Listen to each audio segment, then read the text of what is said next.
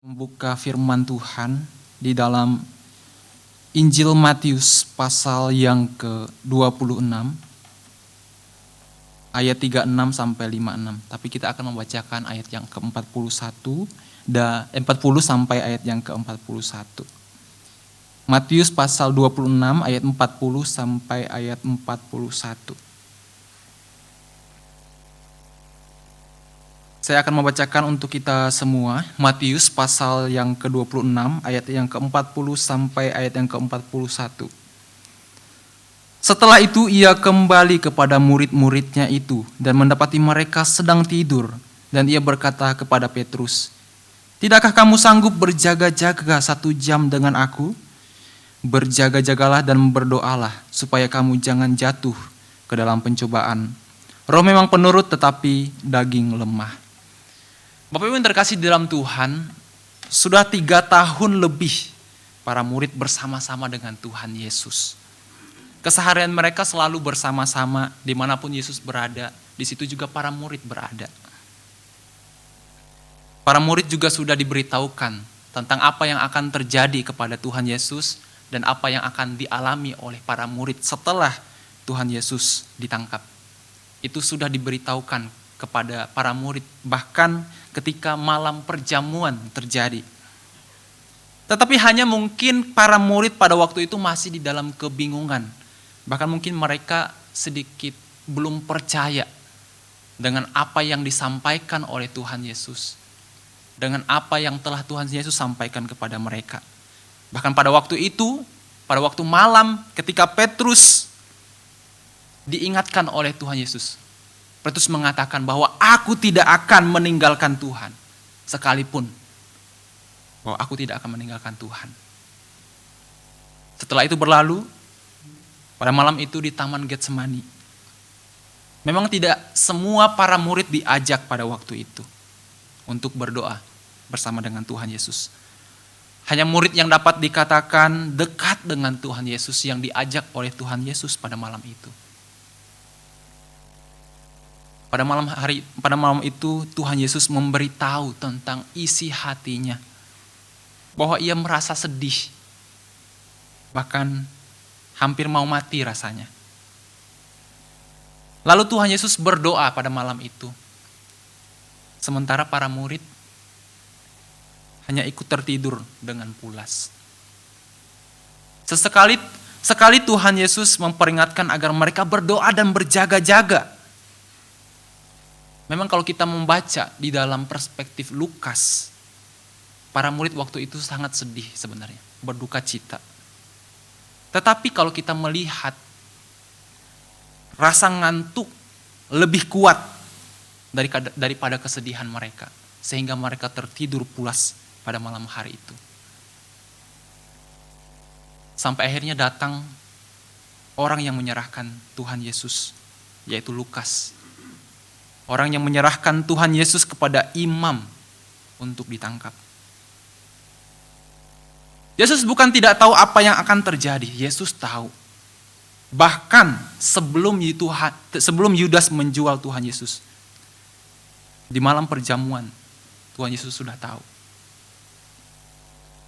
Bahkan ia sudah mengetahui apa yang akan terjadi.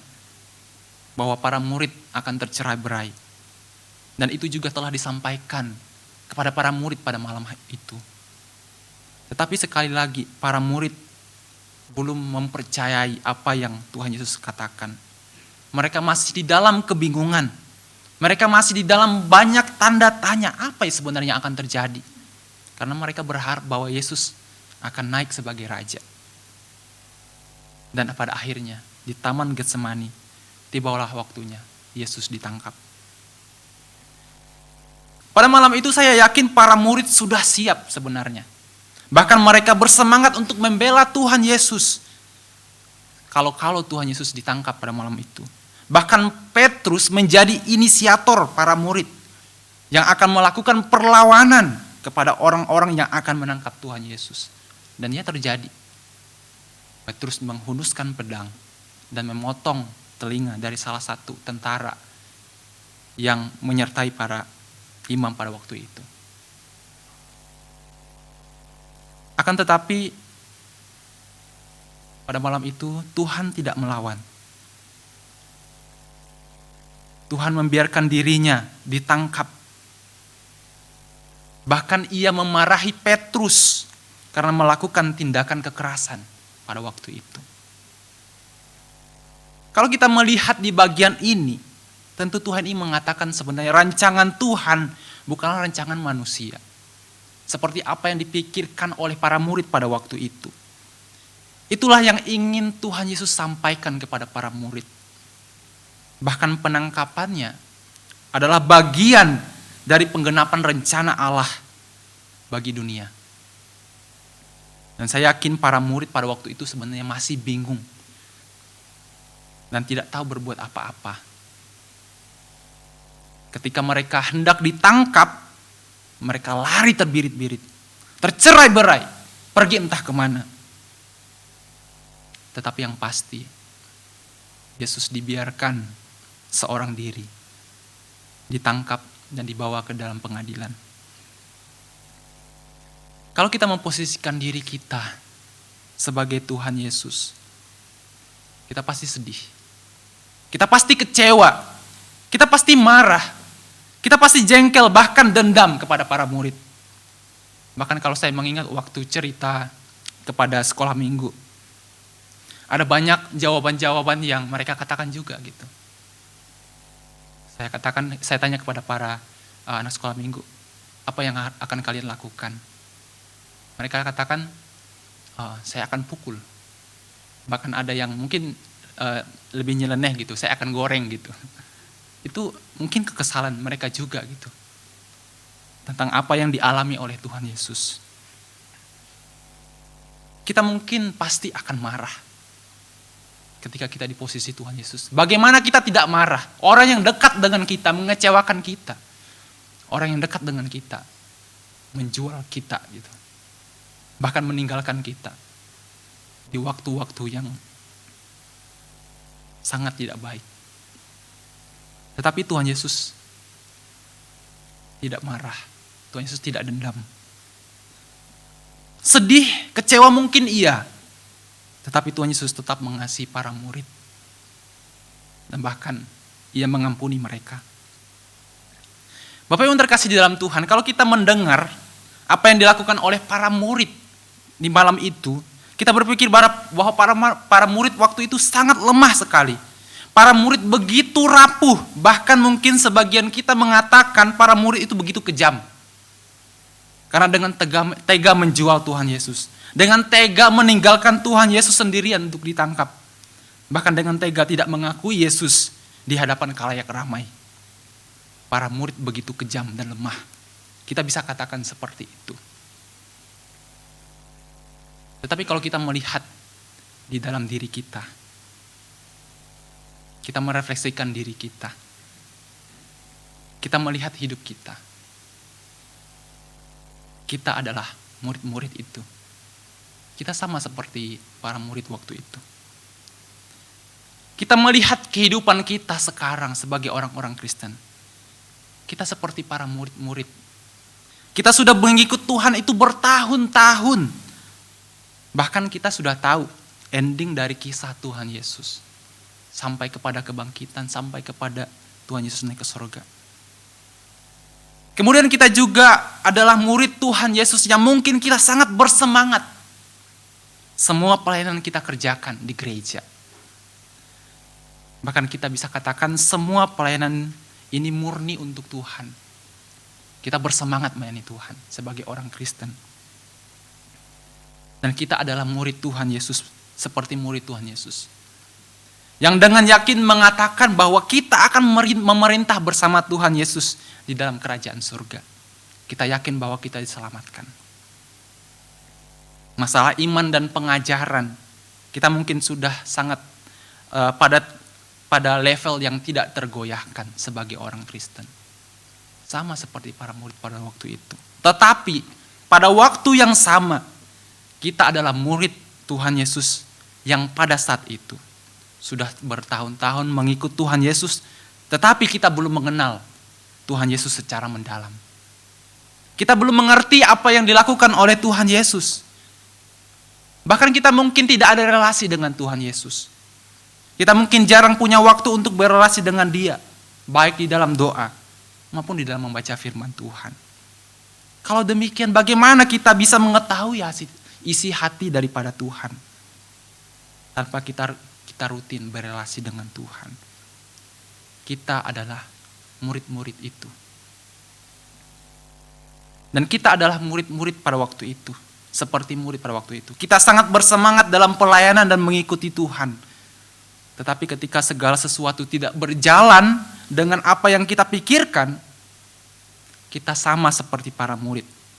Bertanya kepada Tuhan, mengapa seperti ini? Mengapa ini bisa terjadi? Lalu kita kecewa dengan Tuhan. Kita mulai putus asa. Kerohanian kita mulai menjadi dingin. Dan bahkan kita mungkin berpikir sempat untuk meninggalkan iman kita. Kita adalah para murid pada waktu itu. Kita mengaku dekat dengan Tuhan. Kita mengerti tentang ajaran Tuhan. Apa yang Tuhan ajarkan. Tentang mengasihi orang lain. Bahkan kita mengklaim bahwa kita adalah sesama. Adalah keluarga di dalam Tuhan. Kita sebagai orang-orang Kristen, kita adalah keluarga di dalam Tuhan.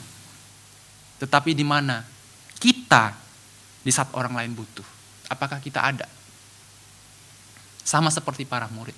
Di mana para murid ada ketika Tuhan Yesus sedang di dalam masa-masa kritis. Mungkin kita bisa mengatakan bahwa kita sedih dengan keadaan orang lain. Kita prihatin dan lain sebagainya. Tetapi di waktu yang sama, kita dapat tertidur pulas di saat orang lain menderita. Kita bahkan tidak punya waktu sekedar untuk mendoakan orang lain. Hanya karena kita baik-baik saja. Apakah itu yang dikatakan sebagai murid Tuhan yang telah mengenal Tuhan? Tentu itu menjadi pertanyaan besar bagi setiap kita. Sadar atau tidak, tidak jauh lebih baik sebenarnya kita daripada para murid pada waktu itu. Mari kita melihat diri kita, bercermin di dalam kehidupan keseharian kita, merefleksikan. Dan ketika kita menyadari hal itu, maka kita perlu memperbaikinya saat ini sebagai anak-anak Tuhan. Karena saya percaya kita bukan hanya sekedar seperti para murid pada waktu di Taman Getsemani itu saja. Kita adalah murid-murid yang sebenarnya tahu semua story dari kisah Tuhan Yesus. Kita jauh lebih tahu kalau kita memposisikan murid waktu di Taman Getsemani pada waktu itu. Kita lebih mengerti bahwa para murid pada waktu itu akan mengalami kebingungan. Karena mereka mungkin belum menyadari bahwa Yesus adalah Tuhan. Jadi wajar mereka kebingungan. Karena mereka hanya melihat Yesus sebagai guru dan sebagai raja pada waktu itu. Tetapi kalau kita sebagai orang Kristen yang sudah lama, kita sudah tahu semuanya. Semua story itu. Tetapi kita masih sama seperti para murid ketika di Taman Getsemani itu. Dan kalau kita melihat setelah Kristus menampakkan diri dan kebangkitannya, para murid menjadi orang-orang yang sangat sungguh mengenal Tuhan dan mengetahui bahwa Yesus adalah Tuhan. Bahwa apa yang mereka percayai dan ikuti sungguh-sungguh merupakan sebuah kebenaran. Sehingga membuat mereka menjadi murid yang militan dalam memberitakan Kristus di dalam kehidupan mereka. Bahkan nyawa mereka pun mereka tidak sayangkan demi Kristus. Tetapi jangan berpikir bahwa kita juga seperti para murid yang kita mungkin bersungguh-sungguh mengikut Tuhan, bahkan kita berpikir akan berkorban nyawa demi Tuhan. Tetapi kalau orang sekitar kita saja tidak tertolong, maka perkataan itu tidak akan terjadi. Jangan kita berkata bahwa kita akan berkorban nyawa demi Tuhan kalau orang di sekitar kita saja tidak tertolong oleh kita. Itu menjadi refleksi bagi kita. Tetapi saya juga percaya bahwa kita juga dapat menjadi murid-murid Kristus yang sejati. Mau berkomitmen untuk membangun relasi yang baik dengan Dia. Dan dengan ucapan syukur, menunjukkan kasih yang besar bagi setiap orang yang sudah mengenal Dia maupun orang yang belum mengenal Dia. Marilah kita menjadi murid yang sejati, yang tidak hanya pada waktu di Taman Getsemani pada waktu itu, tetapi menjadi murid yang sudah mendengarkan dan menyaksikan kebangkitan Kristus yang nyata. Biarlah renungan firman Tuhan pada malam hari ini mempersiapkan kita juga untuk menyambut hari-hari bagaimana Tuhan Yesus ditangkap ketika Tuhan Yesus disalibkan dan sampai pada akhirnya akan menjelang Paskah. Mari kita bersatu di dalam doa. Bapa di dalam surga Tuhan, kami tahu bahwa kami adalah murid yang rapuh,